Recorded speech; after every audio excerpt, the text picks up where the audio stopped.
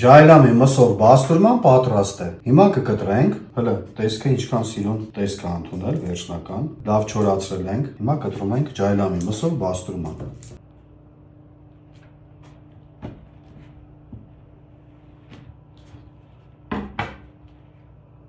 Ահա, մեջը,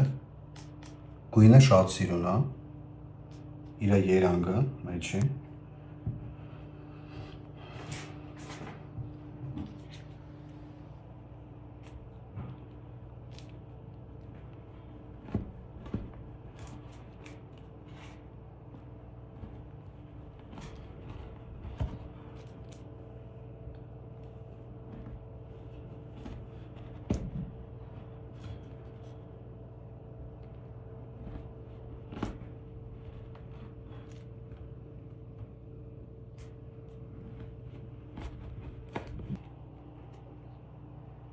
Ահա, այս մեկը։ Չենք մոռանում, որ ջայլամի միս է, ինքը շատ փափուկ, տավարի միսը ոնց է, այտենց միս է, ինքը շատ համով, շատ բնական, իր գույնային երանգը։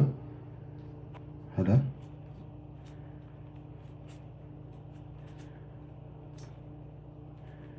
Իրան փոխվում է։ Այս մեջի ինքը ջիլ է գնացել մսի հետ մի հատիկ, բայց ջիլը այնքան է հասունացել։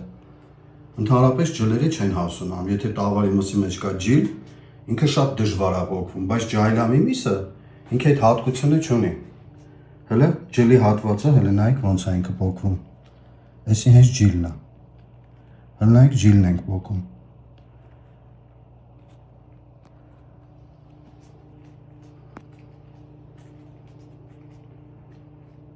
Դուք էլ պատրաստեք ջայլամի մսով բաստուրմա, շատ լավ կստացվի։